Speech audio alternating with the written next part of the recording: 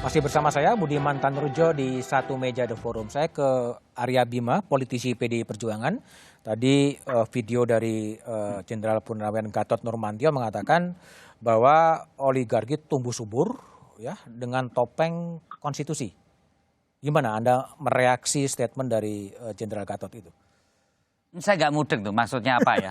Nggak mudeng? Ya apa itu oligarki dengan tumbuh konstitusi. Tapi intinya ginilah.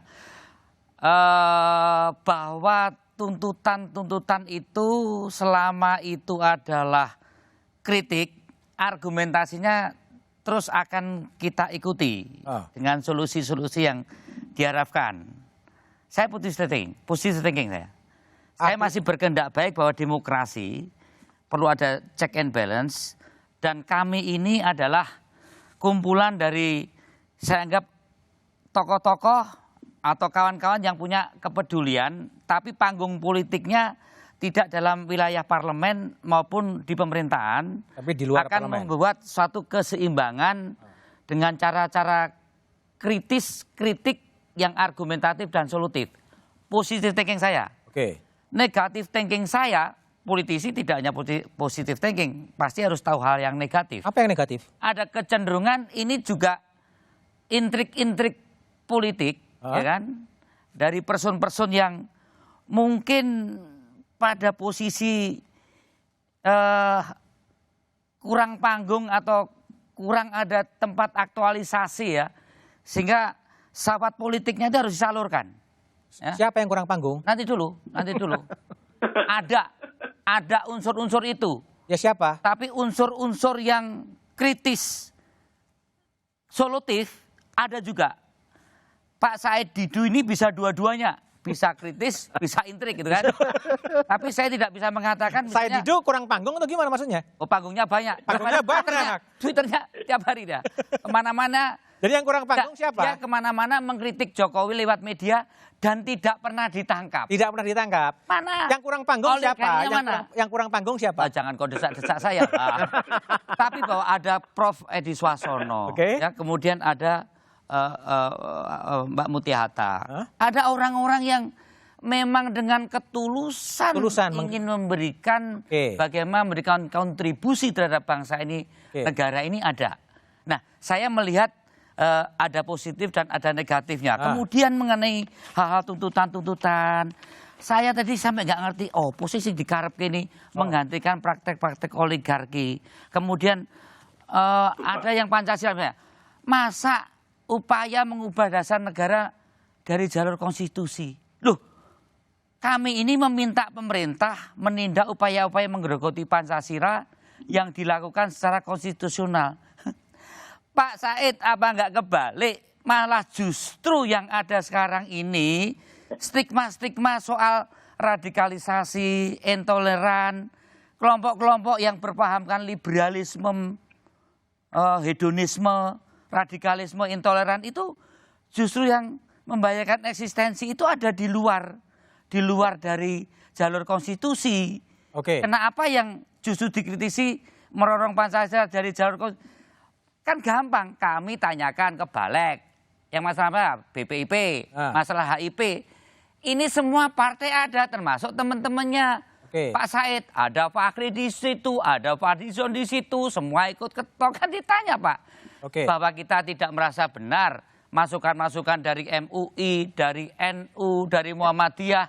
Akhirnya terakomodasi, oligarki dari mana? Maksud saya bahwa jangan membuat statement-statement yang kadang kita justru menjadi sesuatu yang sensasional yang tidak bisa diimajinasikan secara real di dalam kehidupan kita berdemokrasi. Oke, baik Bung Said. Jadi ada yang cari panggung sebetulnya. Gimana Bung Said lihat? Ada. Saya kalau Bang Said nggak cari panggung. Bukan Bung Said, ada orang-orang di luar Bung Said. Kurangi Bang Said ini malah. Oke, silakan Bung Said. Daripada cari panggung, bagaimana kalau saya bikinkan panggung buat Pak Arya Bima? Iya, kita nari berdua. Oke, silakan Bung Said. Pak Said kita nari berdua. Jadi saya bilang begini, bahwa menyatukan aspirasi banyak orang memang agak berat. Tapi saya juga memaklumi, jangan juga merasa bahwa di dalam kekuasaan selalu benar. Ya. Harus dikoreksi ya. Ada. Kekuasaan, saya balas senang sekali dulu kalau dikritik Pak Arya Bima karena saya dapat ilmu. Ya, saya posisi ya Pak ya. Bentar, lihat dulu. Dan tidak saya pernah marah, malah berterima kasih dan tidak pernah pribadi apapun dengan Pak Arya Bima, kita berteman terus sampai sekarang. Dan jadi berterima kasihlah kepada orang-orang yang tidak digaji pemerintah, tapi mengkritik, berpikir untuk negara. Bapak-bapak kan digaji oleh negara untuk mengelola negara. Kami ini nggak digaji oleh negara memikirkan negara. Jadi ya berterima kasih juga lah. Gitulah. Jadi maksud kami orang-orang ini berkumpul memikir negara ya baguslah daripada dia di. Nah bahwa ada yang menyatakan bahwa kita tidak mau, Pak Arya Bima, saya titik betul. Yang kami terganggu adalah kohesivitas sosial sudah sangat terganggu. Kohesivitas sosial. Kohesivitas sosial. Buzzer untuk menyerang individu-individu yang berbeda dengan pemerintah. Berhenti itu. Oh, saya komit Pak itu. Pak Said, saya komit soal itu. Ya. Saya 10 tahun oposisi tidak pernah ada tekanan itu, dan kalau ada individu yang ada tekanan itu, mohon sampaikan Pak. PDI Perjuangan sangat ikut empati terhadap itu. Pakai sayap orang lain yang pakai apapun dengan berbagai cara melakukan tekanan apapun. Dan kami mengalami 2-3 hari ini. 2-3 hari ini kami alami semua. Nah, itu mohon, ini negara milik kita semua. Bukan negara milik pemerintah, bukan negara milik partai yang sedang membangun oligarki. Bukan milik penguasa yang sedang membangun dinasti. Ini milik kita semua. Bapak saya perintis kemerdekaan Pak Arya Bima. Ya. Bukan saya penumpang di negeri ini. Jadi tolong mereka tuh ya udahlah. Mari kita bersama menyelamatkan negeri ini. Negeri milik bersama ya. Kita selamatkan secara bersama. Jangan orang yang tidak di dalam pemerintahan dikasih cap macam-macam. Oke, Bung Said. Baik. Oke, Sabto. Jadi kalau Anda lihat sebagai orang media, ini bagaimana sebaiknya pemerintah merespon kami ini? Ya tadi saya lihat ini tuntutannya masih standar, masih belum kelihatan yang fokus pada satu hal, kita belum tahu terjemahannya sampai pada detailnya bagaimana. Memang sih tidak harus seperti yang diminta sama Mas Arya Bima. Apa solusinya? Ya tugasnya pemerintah yang memang bikin sesuatu. Tidak harus, kita memang kritik saja. Itu masyarakat bisa ngeritik, itu media juga bisa ngeritik, oposisi bisa ngeritik. Penyelesaiannya ya pemerintah yang harus. Memang tugasnya oposisi memberikan kritik kan? Ya, cuma sedikit tambahan Bung Sabto, karena di situ ada kalangan budayawan, rohaniwan, intelektual. Di situ bukan mahasiswa lapangan. Maksud saya ada hal yang solutif karena ada gerakan moral yang punya kompetensi persoalan-persoalan kebangsaan. Ya, tapi pemerintah itu tidak terus setiap melakukan pekerjaan itu harus nunggu apa solusimu. Ya pemerintah memang harus mencari solusi sendiri. Oke, revisi harus dilakukan pemerintah. Oke, baik, kembali ke saya juga mengkritik misalnya gerakan ini mestinya jangan baru berjalan kemarin tapi sudah kelihatan sudah curhat. Saya banyak ditekan-tekan. Itu perjuangan biasalah. Biasa perjuangan lah, nggak usah. Nah, siapa yang mengganggu gerakan ini berhadapan dengan saya? Oke, baik. Siapa yang ganggu? Ya. Kayak ke Burhanuddin Muhtadi, Bung Burhan. Jadi kalau Anda baca sebagai pengamat politik, ini skenario dari kami ini akan seperti apa? Skenario yang akan coba dikembangkan kalau sejauh Anda baca?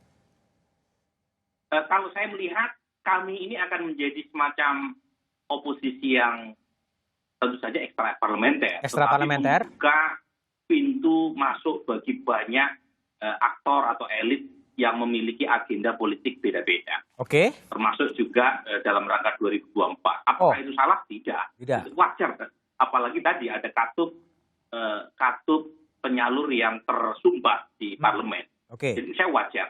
Tapi buat saya deklarator kami, termasuk Bung Said atau Pak Gatot, itu harus lebih pintar membahasa ulangkan term atau istilah yang tidak sekedar catchy, tetapi bisa dipahami publik. Kalau ingin gerakannya punya resonansi kuat. Misalnya soal oligarki. Terlalu elit ya? Ini teori dasar dalam ilmu politik. Ada namanya rule by one, itu namanya diktator. Ada rule by view, itu namanya oligarki. Oligarki itu diambil dari bahasa Yunani, oligon, artinya sedikit. Pemerintahan yang dikelola oleh sedikit orang. Nah, Fedi Hadis, Jeffrey Winters, Robinson membahasakan oligarki dalam pengertian mereka yang sedikit yang punya kekuatan kapital. dalam mengelola dan mempengaruhi kebijakan negara. Winters belakangan menyebut kalau dulu oligark di belakang layar, sekarang mereka di depan layar. Bung Burhan, Bung Burhan. Jadi kalau tadi namanya rule by many. Kalau Anda katakan tadi sebetulnya Burhan, jadi apakah memang tadi ada menyebut 2024? Apakah memang ini semacam warming up menuju 2024 gitu? Ada yang memanfaatkan kami untuk panggung-panggung politik itu? Tadi kan saya sebut dari awal, Mas Budiman, kami ini ibarat perahu besar dengan latar belakang penumpang dan motif politik yang beragam. Ada Pak Said, ada senior saya Prof. Din Samsudin, ada Pak Sri Edi Suarsono, Mutia Hatta, yang tentu saja level atau gradasi dimensi moralnya berbeda-beda antara satu dengan yang lain. Jadi sebagai perahu besar wajar kalau masing-masing punya kepentingan beda-beda. Dan menurut saya kalau kemudian ditujukan salah satu orang untuk membawa ke kepentingan 2024, apa salahnya? Boleh-boleh saja. Itu bagian dari politik, apalagi tadi kaitannya dengan rule by many, dalam menyebut dengan istilah poliarki. Poliarki itu power is dispersed, banyak di mana-mana. Kalau di DPR tertutup, tersumbat, bawa ke media sosial, bawa ke jalanan melalui demonstrasi, bawa ke kami melalui Bung Said dan seterusnya. Jadi menurut saya biar rakyat saja yang pada akhirnya menjadi hakim dari sekian banyak manuver politik yang dilakukan elit, baik ada yang di dalam maupun di luar. Tapi begini Bung Burhan, jadi di tengah pandemi sekarang apakah memang kemudian manuver-manuver deklarasi dari kami ini akan menambah kegaduhan politik yang lebih trennya lebih positif atau negatif? Tapi jawabannya setelah jeda berikut ini.